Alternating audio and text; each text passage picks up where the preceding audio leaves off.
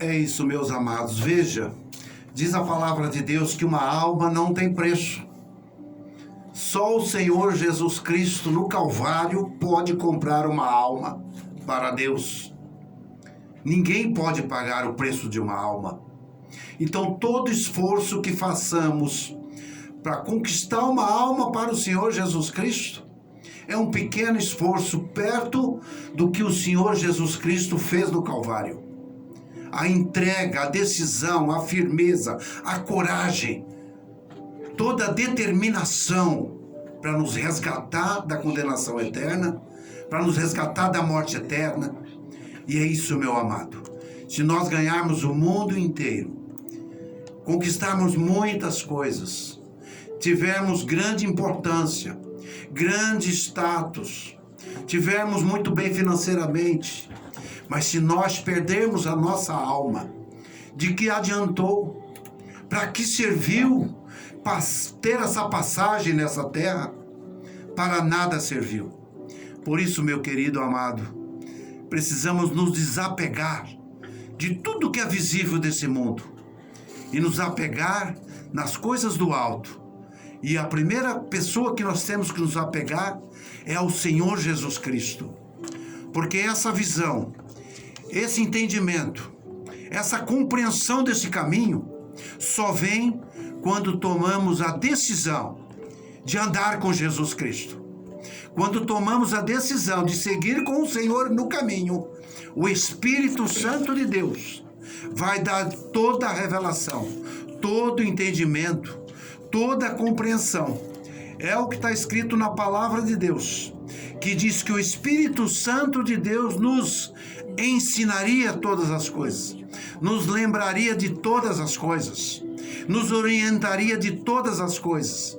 Então, quando nós nos achegamos ao Senhor Jesus Cristo, em oração, nas nossas vigílias, é certo que Ele vem falar a nós em sonhos, em visões. Ele não vai nos deixar enganados. E a gente vai poder alcançar a vida eterna, porque nós vamos conhecer um Senhor Jesus Cristo que é real, que é verdadeiro, que é poderoso, que é o nosso Salvador e único Salvador. Se não for assim, a gente acaba não conhecendo Ele. Mas hoje, como aconteceu aqui nessa palavra, o final dessa história, quando Paulo foi preso, houve um terremoto ali. Veja o que Deus provoca para salvar mais uma alma.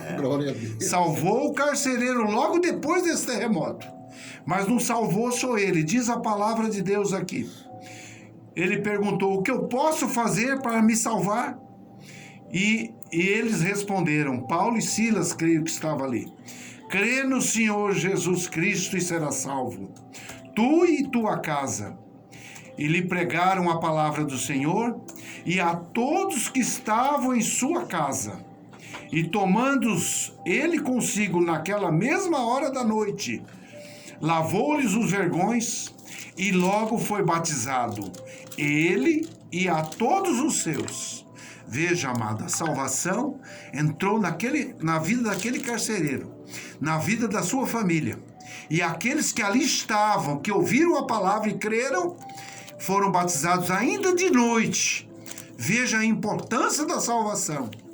Veja a importância da salvação, Paulo passando por todas essas tribulações, mas o evangelho chegou ali naquela pessoa. Então vemos que aquele impedimento do Espírito Santo é porque o Senhor queria salvar esse carcereiro, a sua família e aqueles que ali estavam, como salvou Lídia também, porque ela também se batizou, e assim muitos outros alcançaram a salvação. Eu te digo hoje, meu querido, entrega a tua vida ao Senhor Jesus Cristo, de todo o teu coração, passa a servi-lo em santidade, em novidade de vida, com sinceridade no teu coração, com fidelidade. Se você já fez essa entrega, eu te digo, dê mais um passo, vá mais um passo à frente, busque mais o Senhor, se consagre mais, ore mais, leia mais a palavra de Deus, porque você vai alcançar, sim, da parte do Senhor, uma grande recompensa. Eu passo a palavra para o nosso pastor, irmão Renato.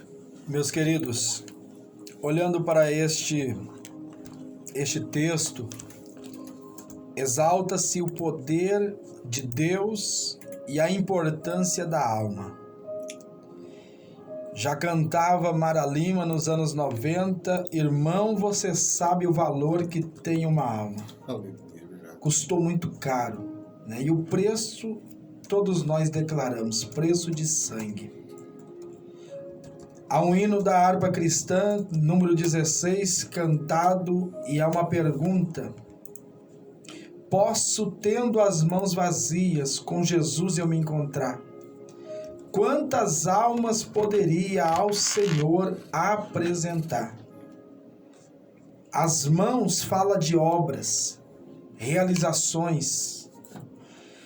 Paulo está fazendo uma obra missionária e, como destacado, todos aqueles que se levantam em prol ao reino de Deus, em busca das almas perdidas, certamente enfrentarão os mais terríveis ataques do maligno, pois elas estão debaixo do seu poderio, estão escravizadas, estão acorrentadas não somente fisicamente, mas a sua alma, o seu espírito aprisionado no pecado, no engano, nas ilusões deste mundo.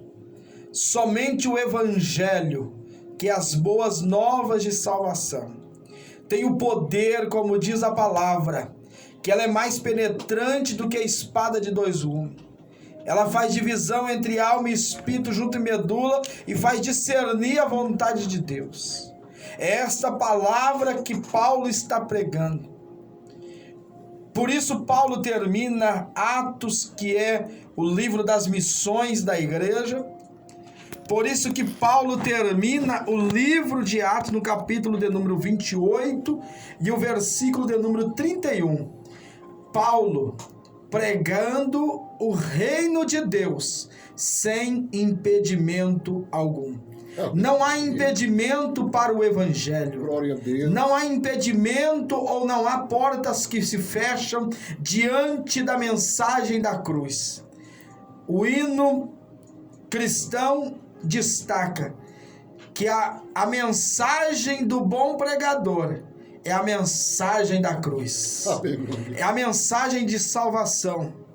E Paulo traz consigo na viagem missionária, na sua segunda viagem, esta mensagem. A mensagem do Calvário. E há aqui a visão. Dentro da visão há um clamor. Passa. A Macedônia aí nos ajuda. Há um clamor por socorro. Há um clamor por ajuda diante da situação. E Paulo está entendendo o que é a vontade de Deus. E Paulo então se direciona. Ali é uma grande obra realizada. A mulher se converte. É batizada. Há já uma formação de uma igreja ali, né? E agora, se você pensa, e muitas vezes, pastor, nós somos levados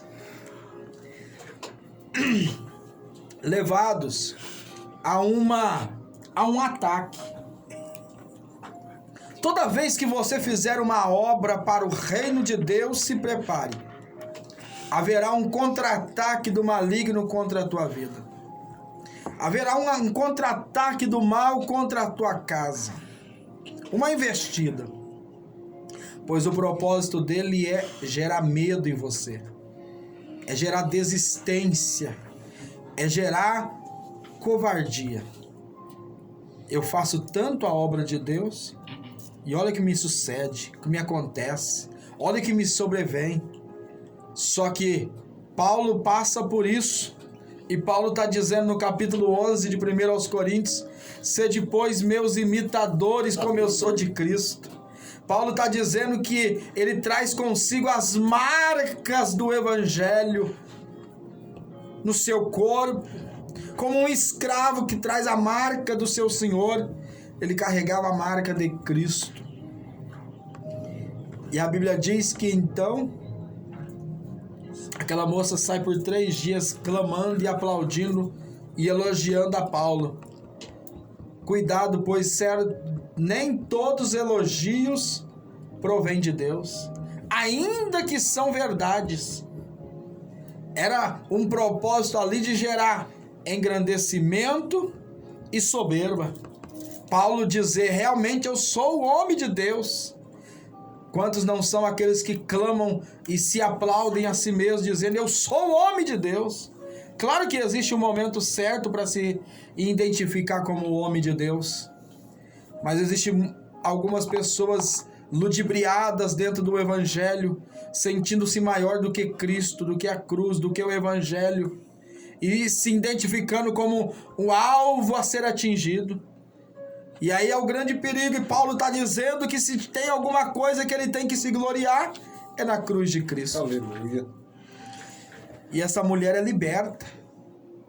Pois Paulo, ali o capítulo de número 16 e 18, e fez por muitos dias, mas Paulo perturbado.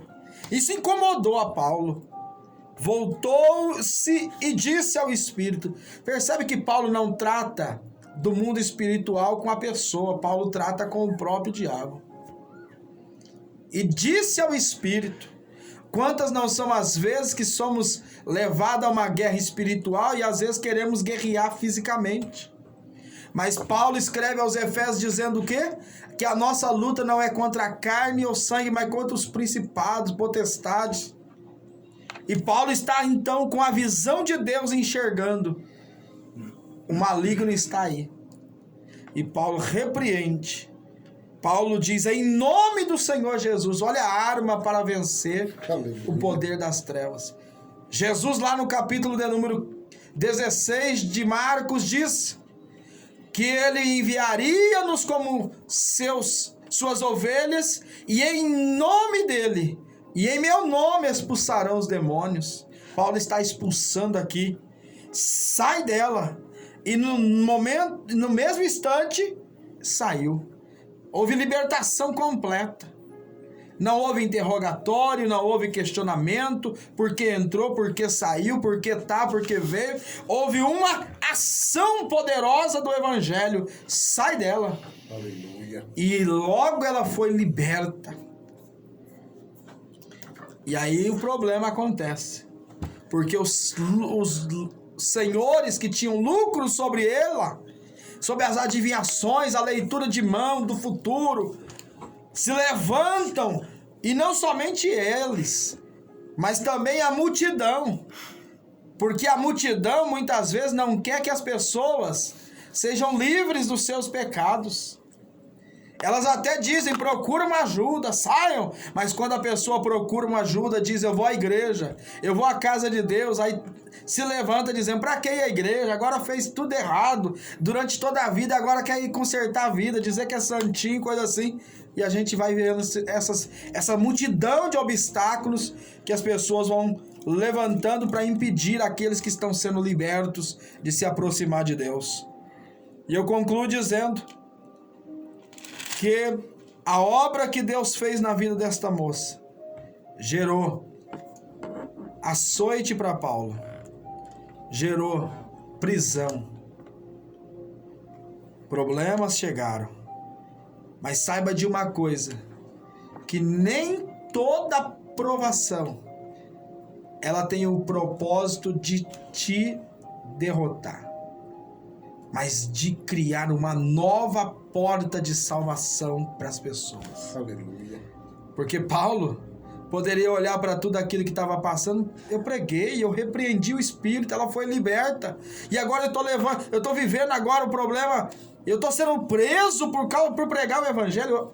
Recentemente, semana passada, tivemos um pastor no Maranhão preso, né? Por pregar o evangelho na praça pública, por pregar Jesus às pessoas, e um país livre para declarar sua fé. E aí imagina Paulo agora no mesmo sentimento, por que eu estou aqui? Paulo não indagou isso, Paulo entendeu que mesmo preso fisicamente, o seu espírito, a sua alma não estava presa, e dentro daquela prisão, houve salvação. Aleluia. Você que está enfrentando as maiores adversidades e os ataques do maligno, saiba que neles Deus tem propósito para a salvação de vidas. Olhe isso de uma maneira muito diferente e compreenda que Deus pode ter te levado a isso ou permitido isso na sua vida para que pessoas que estão ao teu lado, ao teu redor, sejam alcançadas pelo Evangelho. A Bíblia diz que aquele homem, então, depois de ver toda aquela multidão de presos fugindo, achando que tinha todo mundo indo embora, disseram: vou morrer. Pela manhã o meu Senhor chegará e vai me sentenciar à morte. Mas a mensagem na boca de Paulo era: se você crê no Senhor Jesus, Aleluia. se você acreditar no Senhor Jesus, sabe qual é a única condição que o Evangelho coloca para que um homem e uma mulher, uma pessoa seja salva? Não é a prática de muitas obras. Uma única coisa é capaz de te salvar e de te condenar. Está no crer. Se você crer, será salvo. Aleluia. É a única exigência do Evangelho. As demais são consequências da salvação. Mas a única coisa que me impede de ser salvo é não crer. E o que me faz ser salvo? Crer em Jesus como meu Salvador, como meu Senhor. Aleluia. Então esta noite eu convido você para crer em Jesus, para recebê-lo no seu coração, para ser alcançado pelo amor de Deus, porque Ele te amou de tal maneira que enviou Jesus para a salvação de todo aquele que nele crê. E Jesus se manifestou para desfazer todas as obras do diabo, que as obras do diabo sejam desfeitas da tua casa, da tua família e do teu lar, e que haja salvação para a tua vida, para a glória de Deus. Aleluia.